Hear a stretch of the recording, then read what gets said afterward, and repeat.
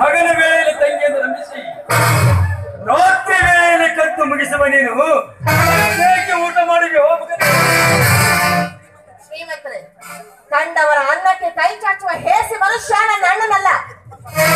ಬಹಳ ದಿನದ ಮೇಲೆ ನನ್ನ ಅಣ್ಣ ಬಂದಿದ್ದಾನೆ ಅಂತ ಪ್ರೀತಿಯಿಂದ ಊಟ ಮಾಡಿಸೋದಕ್ಕೆ ಹೋದ್ರೆ ಕಾರಣದಿಂದ ತಾಟನೆ ಒದ್ದು ಬಿಟ್ರಲ್ಲ, ನೀವು ಮನುಷ್ಯರಲ್ಲ.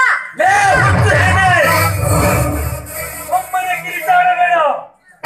ಈ ನಿನ್ನ ಬಣ್ಣ ಬಯಲಿಗೆ ಬಂದಾಯ್ತು.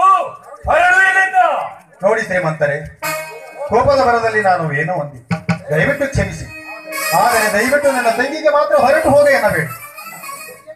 ಅಣ್ಣ, ಇವರಿಗೆ ಯಾಕಣ್ಣ ನೀನು ಕ್ಷಮೆ ಕೇಳ್ತಾ ಇದೀಯಾ? ಕ್ಷಮೆ ಕೇಳುವಂತ ತಪ್ಪನ್ನ ನೀನು ಏನು ಮಾಡಿದೀಯ? ಹೋಗು ಅನ್ನೋದಕ್ಕೆ ನಾನೇನು ಈ ಮನೆಗೆ ಓಡಿ ಬಂದಿಲ್ಲ. ಅಗ್ನಿ ಸಾಕ್ಷಿಯಾಗಿ ನನ್ನ ಗಂಡನ ಕೈಯಿಂದ ತಾಳಿ ಕಟ್ಟಿಸ್ಕೊಂಡಿದ್ದೀನಣ್ಣ.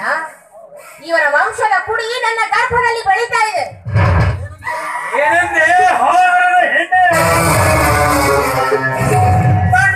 ಗಂಡಸರ ನೆರಳಿನ ಕುಡಿಯನ್ನು ತಂದು ಈ ಧರ್ಮರಾಜನ ಮನೆಯ ಅಧಿಕಾರಿ ಎಂದರೆ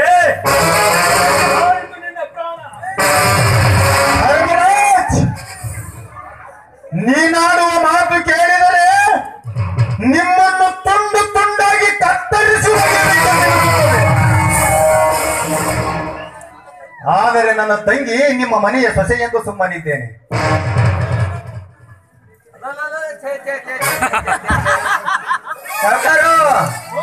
ನೀವು ಅನಗಾಡೋದ್ರಿ ಮಗನಿ ತೋಟದಾಗ ಸಿಕ್ಕಗೆ ಮನುಷ್ಯರ ಮುದುಕ ಮುದುಕಿ ಸ್ವಕ್ಕ ಮಗನಿಗೆ ಸ್ವಕ್ಕ ಆ ಮನ್ಯಾಗ ಅರ್ಧ ಖರ್ಚಾರ ಬಂದು ನೋಡಿ ನೋಡಿದವ್ರ ಮನ್ಯಾಗ ಈ ಮಗ ಹಿಂಗ ಅಂದು ಮನೆಯಲ್ರಿ ಹೊತ್ತು ನಾಯಿ ಹೊಡಿಬೇಕ್ರಿ ಮಗನಿಗೆ ಹೊಡೆದು ಇಂಚ್ ಕಡೋಣಾಗ ಈ ಮಲ್ಲಪ್ಪ ಶೆಟ್ಟಿ ಒಂದ್ ಸ್ವಲ್ಪ ಶಾಂತಿ ಆಗ್ತದ ನೋಡ್ರಿ.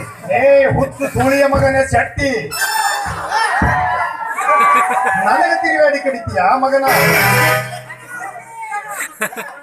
ನೀನೊಬ್ಬ ತಲೆ ಹುಡುಗ ನನ್ನ ಮಗ.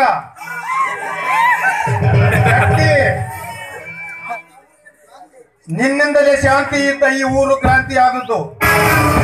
ಇನ್ನ ಮುಂದೆ ನಿನ್ನ ಪ್ರಾಣ ನನ್ನ ಕೈಯಿಂದ ಮಗನ ಎತ್ತರ.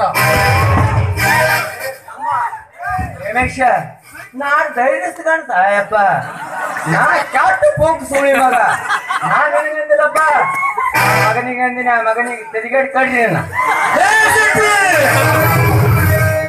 ಇಂಥ ಬೀದಿನಾಗಿ ಹೆದರುವುದೇ ನೋಡು.